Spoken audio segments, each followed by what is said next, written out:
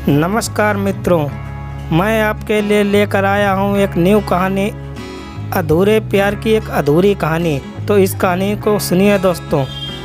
शाम का समय था। मैं अपने दोस्त का इंतज़ार कर रहा था स्टेशन के बाहर। हम लोग का बाहर कहीं घूमने जाने का प्लान था और मैं जल्दी पहुंच गया था। कुछ समझ नहीं आ रहा था कि मैं क्या करूं। मैं स्टेशन के पास जाके बैठ गया। तभी कुछ ऐसा हुआ कि मेरी ज़िंदगी एक अलग मोड़ लेने वाली थी। स्टेशन की तरफ मैं देख रहा था कि मेरा दोस्त आया कि नहीं। तभी अचानक से मेरी नज़र एक लड़की पर पड़ी। वो जो वक्त था, मैं पूरी तरह कुछ देर के लिए थम सा गया था। मैं सब भूल गया था कि मैं कहाँ हूँ, क्यों हूँ। बस मेरी आँखें उस लड़की की तरफ से हट ही नहीं रही थीं और इस तरह से मैं उसे देखता ही जा रहा था। उसकी मासूम चेहरा, उसकी छोटी छोटी आँखें, उसके मासूम से चेहरे पे वो मासूम सी उसकी हंसी, जैसे मानो कोई परी हो वो। उसे देख पहली नज़र में मानो दिल को कुछ होने लगा था।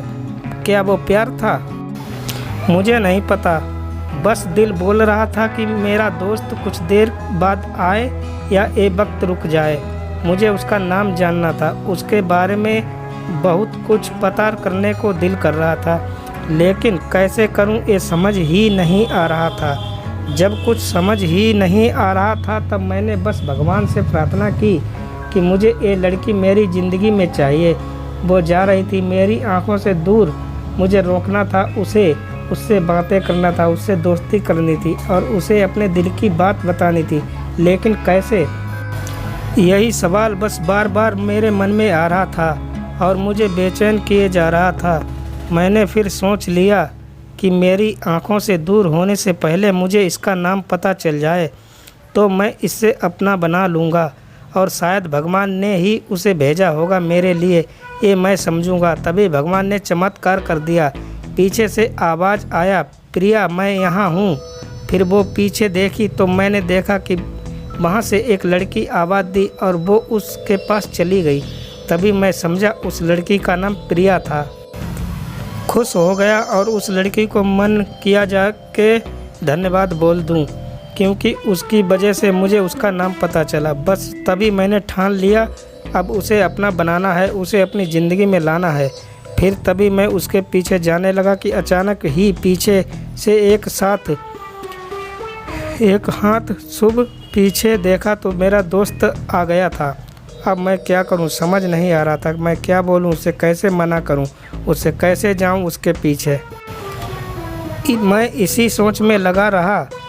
तब तक वो मेरी आंखों से दूर जा चुकी थी। दिल मानो रोने लगा था और तभी मानो ऐसा लगा कि जैसे सब कुछ एक सपना सा था। बस और आंखें खुल गए तो सपना टूट गया। मैं वहाँ से चला तो गया अपने दोस्त के साथ, लेकिन पूरी रास्ते बस उसी के बारे में सोचता रहा।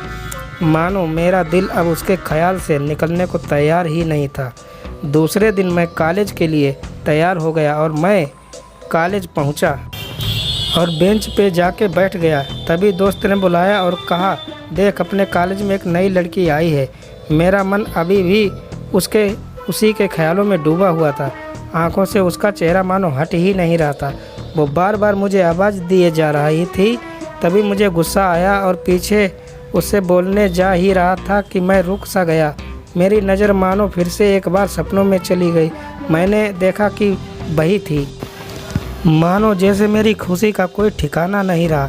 मैं खुद को नहीं रोक पा रहा था और मेरे समझ में ही नहीं आ रहा था कि मैं क्या करूं, क्या बोलता। मैं बस जाके अपने दोस्त के गले लग गया और हंसने लगा। तभी पता चला वह नई लड़की थी जो कॉलेज में आज पहले दिन आई थी। मैं तो मानो हवा में उड़ने लगा। मैंने एक दिन अपने दोस्त को बताया कि ऐसा ऐसा है। उसने कहा जाके बोल दे उसे अपने दिल की बात, लेकिन मैं डरता था कि वो क्या कहेगी, क्या लगेगा उसे। यही सोच के मैं हमेशा रुक सा जाता था। मैं सोचने लगता था कि कहीं वो मेरी बातें सुन के मुझसे दूर ना हो जाए। मैं उससे दूर नहीं होना चाहता था।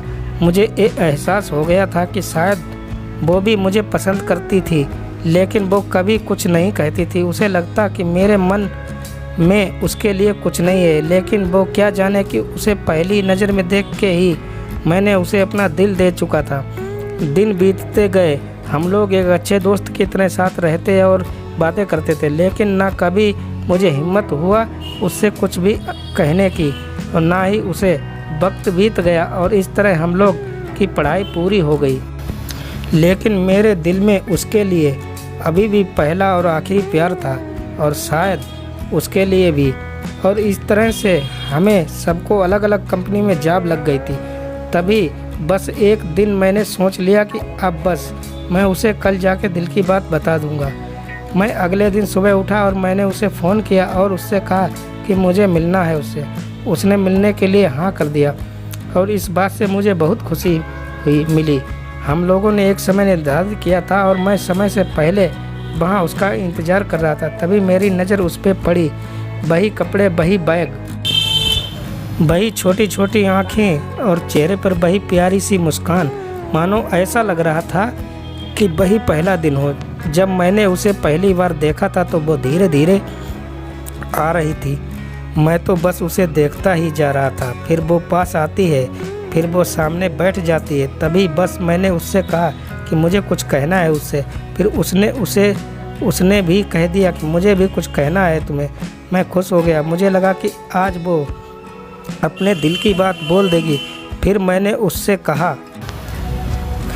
कह दिया कि तुम पहले बोल दो। उसने तो पहले मना किया पहले बोलने से, लेकिन मैंने ही जिद कर दिया कि पहले तुम बोलो। और वो बोलने जा रही थी, मानो मेरी सांस रुक गई। उसकी बातें सुनने के लिए सब कुछ थम सा गया। बस ऐसा लगा मैं और वो कुछ नहीं है आसपास। फिर उसने अपने बैग से एक कार्ड निकाला और दिया मुझे। वो जो पल था, वही पहला पल जब मुझे लगा कि मेरा सपना था और सपना टूट गया। उस कार्ड में उसकी शादी का आमंत्रण था। बस फिर क्या, सब कुछ वहीं रुक गया। शायद मैंने बहुत देर कर दी थी उससे अपनी दिल की बात बताने में, शायद बहुत देर। फिर उसने मुझसे पूछा कि तुम क्या कहना चाहते थे।